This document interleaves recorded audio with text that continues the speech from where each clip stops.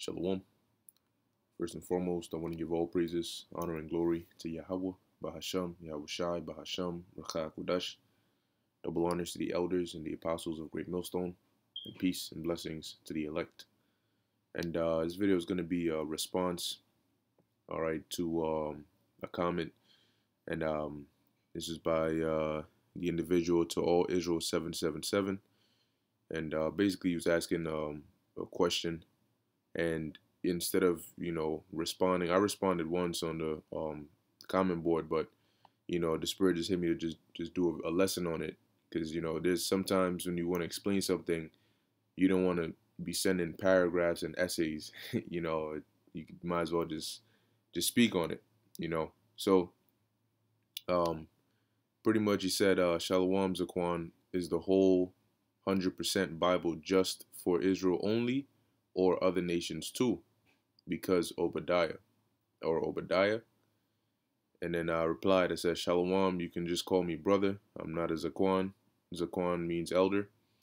It says, I said, the whole Bible is for only Israel, although it does mention other nations in relation to Israel and what they would do and what judgments would befall them.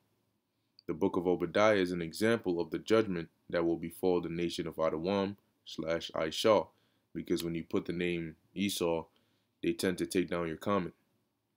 And pretty much when you go into the Bible and you read it, the main characters of the whole scriptures from Genesis to Revelation, with the Apocrypha included, are the Israelites. All right, it's from the perspective of Israel, because the prophets were Israelites. All right, and when you read it, of course, you have laws, statutes, you have history, you have, various different incidents that took place. But even though these other nations are spoken of in the scriptures, it's usually in relation to us. Okay? When you read in the Bible, it doesn't talk about the what do they call that? The Trojan War with the certain things with these other nations, the Greeks, and it talks about the Greeks when it mentions them affecting Israel. Alexander. Okay, how come when you read it pretty much when you go to the Book of Maccabees, it goes more in depth when it talks about what's his name, Antiochus Epiphanes. All right, it doesn't really talk much about Antiochus III, which is his father. All right, and those above. When you go into Daniel 11, it does, but nonetheless, it's all going into prophecy or things that these nations would do that would affect Israel. All right, now he says, Bakwaramoth, I don't know, Ak. I think if Obadiah is a message for Edom, how can the whole book just be for us then? Obadiah is a whole book written for Edom, but for us to teach them. Precept, Jeremiah 1 and 5. Before I formed you in the womb, I knew you. Before you were born, I set you apart.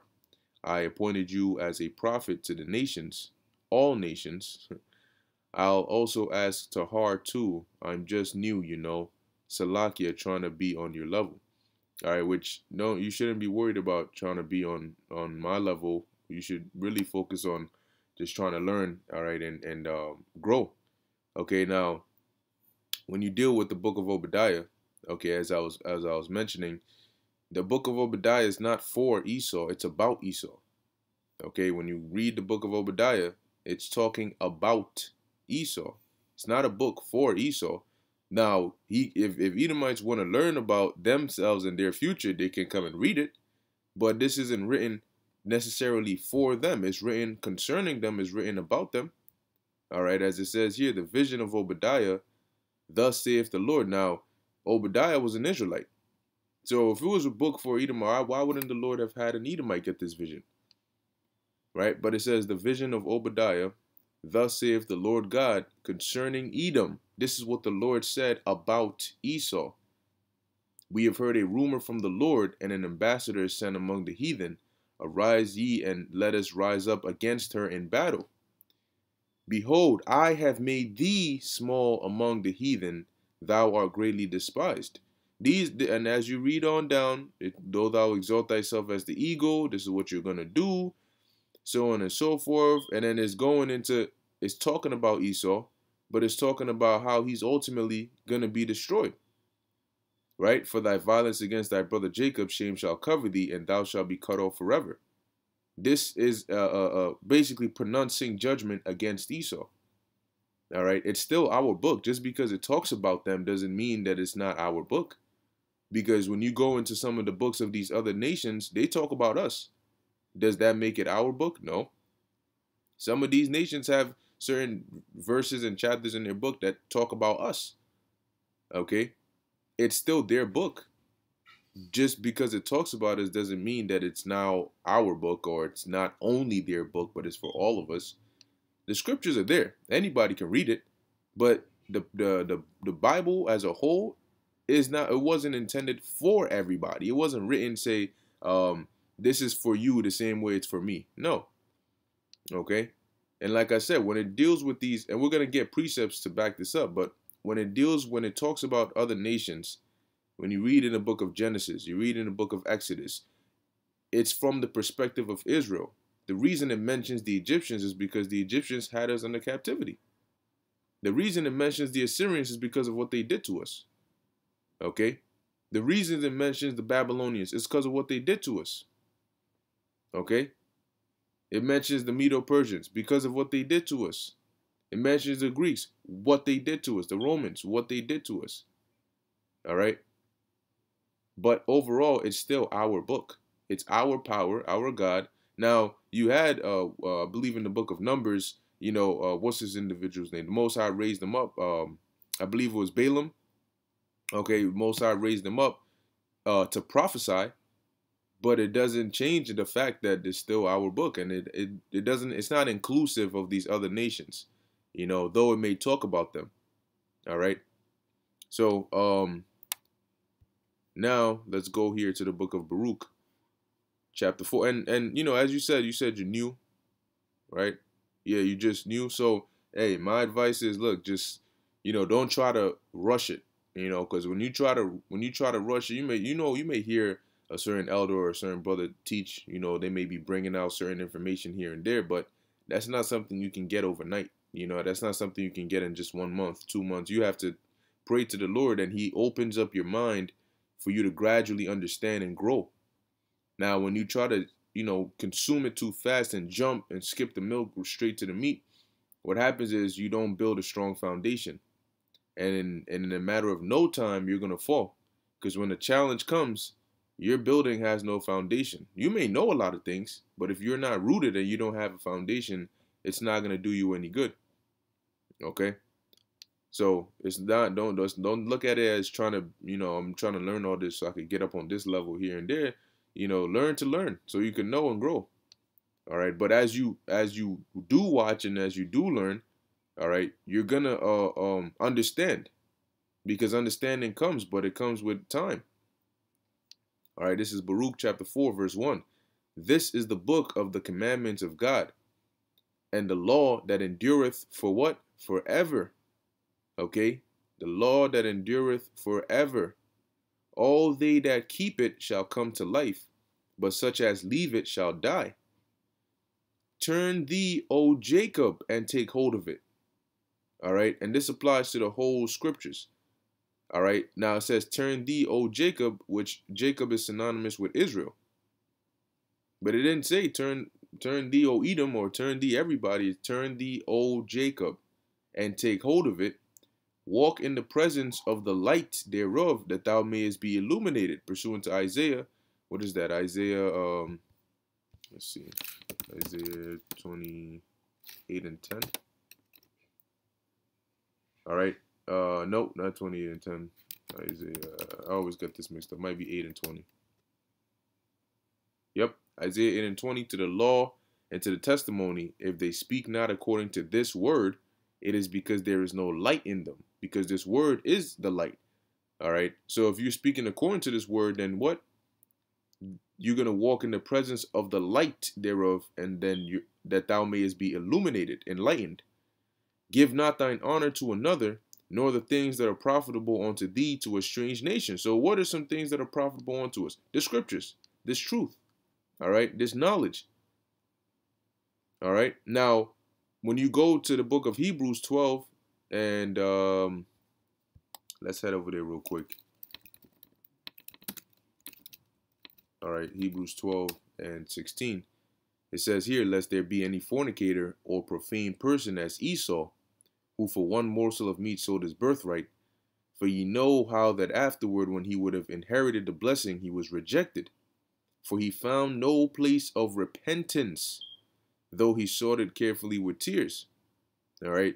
So once again, these other nations don't have a part in the scriptures as we do. They're spoken about. All right. And when you know that precept in Jeremiah, of course, we're prophets. And yes, we do prophesy to these other nations as well, because when we talk about Edom, we let them know who they are. We let them know what's going to befall them in the future. So though we prophesy to Israel, we also prophesy to these other nations as well. But it doesn't include them the same way it includes Israel. All right. They're written about, so of course we're going to prophesy about them. We let them know, look, you're going in shackles. You're going to, you're going to be servitude. Same with you other nations. We let them know, yo, you so-called Caucasians go back to Esau, Edom. You are the Edomites. And they try to fight it, but it's not going to do them any good, whether you fight it or not. It doesn't change the fact that this is what's going to happen to you. And we tell them, according to the scriptures, according to our book, this is what the Lord said about you. All right. So it says, verse 4, Baruch 4 and 4, O Israel, happy are we, for things that are pleasing to the Most High are made known unto us. Now, how do we know the things that are pleasing to the Most High? Well, it's in the scriptures. All right. How do you learn the things to do? How do you learn how to serve the Lord? You read the scriptures, but it really has to be explained to you. All right, now this is Psalms 147, verse 19. It says, he showeth his word unto Jacob. Now, what is his word? His word is the whole book, the whole roll. And he showeth his word. Let's look up the word showeth or sheweth. All right, it says Nagad. To be conspicuous, to tell, to make known, to declare, to expound. All right. To inform of, to publish, to acknowledge, to confess. And this should take us where? To the book of Amos, chapter 3, verse 7, which says, surely the Lord God will do nothing, but he revealeth his secret unto his servants, the prophets. And who are his servants, the prophets? Israelites. All right. And his secret, though the book is there and anybody can pretty much pick it up and read it, the secrets are in the understanding of the scriptures. All right, and breaking down the various nations and the various prophecies. All right, those are the different secrets that the Lord reveals to us, his prophets. So we can all read it, but the actual mysteries and the truth of it is not going to be given to everybody. And it's damn sure not going to be given to anybody that's not an Israelite. Because even amongst Israel, not all Israel understand, all right, or have the secrets of the Bible. But as it says here, he showeth his word unto Jacob, his statutes and his commandments unto Israel. All right, so these words that are showed, they're showed to us. Verse 20, he hath not dealt so with any nation. As for his judgments, they have not known them. Praise ye the Lord. All right, there were no Edomite prophets of the Lord. Okay. It says, I'm going to repeat it again. He hath not dealt so with any nation. As for his judgments, they have not known them. Praise ye the Lord. Okay. Now, I'm going to come here to the book of Deuteronomy, chapter 4, verse 5. And it says, behold, I have taught you statutes and judgments, even as the Lord Yahweh my power commanded me, that ye should do so in the land whither ye go to possess it. Keep therefore and do them. Now, in today's day and age, this applies not just to the Old Testament or the Torah, but to the whole scriptures, everything. Because when we follow the things written in the Old Testament and the New Testament and the Apocrypha, this, all right, verse 6 applies to that as well. As it says, keep therefore and do them. So we do the things that Yahushua said. We do the things that Paul said. We do the things that, are written in the Old Testament. It says, for this is your wisdom and your understanding in the sight of the nations. So sometimes we pull out prophecies from the Apocrypha, we pull out prophecies from the New Testament, but all of it together comprised the Bible is our understanding, it's our wisdom and our understanding, what? In the sight of the nations. Okay? So it's our wisdom and our understanding, it's our book, all of it. Which shall hear all these statutes and say, surely this great nation is a wise and understanding people. For what nation is there so great? Who hath God so nigh unto them, as the Lord our God is in all things that we call upon him for? And what nation is there so great that hath statutes and judgments so righteous as all this law which I set before you this day? You see? So it's exclusive. All right? It's exclusive and it's only for Israel. Other nations are written in there. There's information that they can find out in there, but the book doesn't belong to them. It's not their book. All right? And the Book of Obadiah is not a book for Esau. It's not a book that says, hey, this is, you can take this part and you guys can have this. No, it's still ours. All right. But from this, we'll tell you what's going to happen to you, because this is what the Lord said concerning you. Hey, by the way, in our book, the Lord said this is going to happen to you. Just thought you might want to know that. All right. Now, as it says here, this is our wisdom, right? And when you go here, so in essence, the scriptures are our wisdom and understanding in the sight of the nations. Okay, and when you come to the book of Wisdom of Solomon, chapter 7, verse 24, it says, for wisdom is more moving than any motion. She passeth and goeth through all things by reason of her pureness. For she is the breath of the power of the Most High, and a pure influence, all right, flowing from the glory of the Almighty. Therefore can no defiled thing fall into her. So what's an example of a defiled thing? Esau, Edom. He is a defiled thing. Let's go back to the book of Hebrews 12 and 16. Because what was Esau called? A fornicator and a profane person. Let's see what it says here for profane. Bebelos. It says here, unhallowed, uncommon, ungodly, profane. Okay, so if something is unhallowed, meaning it's unholy. And if it's unholy, then it's also defiled. Okay, because now let's look up the word defiled. Defiled, it says here, desecrate or what? Or profane. Okay, so Esau being profane also makes him defiled. And if he's defiled, pursuant to Wisdom of Solomon 7 and 25, there can no defiled thing fall into her. Into who? Into wisdom. And pursuant to Deuteronomy 4, what is the wisdom, the ultimate wisdom? The scriptures, the statutes, the judgments, the commandments, the laws, the whole book. Remember, verse 6 says, keep therefore and do them, for this is your wisdom. What is that this? The scriptures. It's our wisdom and our understanding in the sight of the nations. And back to Wisdom of Solomon, there can no defiled thing fall into her. And there's various other scriptures, Daniel 12, that says what? That none of the wicked shall understand. All right. I believe in Isaiah 25 or so, it talks about the deaf adder that stoppeth his ear. So it's not for them. They're not going to get it. You know, they're not even going to accept it, majority of them. But nonetheless, it's still true. All right. It's still true and it's still ours. So, hey, to answer your question in the short sense, just reread what I said up here. All right. The whole book is for us. Okay. It's still our book. It's written by us and it's written for us. All right. But yes, it does talk about these other nations in there. Okay. But nonetheless, for example, the book of Obadiah is not Esau's book, to put it like that. All right. So with that, Lord willing, you were edified. And until next time, I want to give all praises, honor, and glory to Yahweh, Ba'ashem, Yahweh Shai, Ba'ashem, Racha Kudash. Shalom.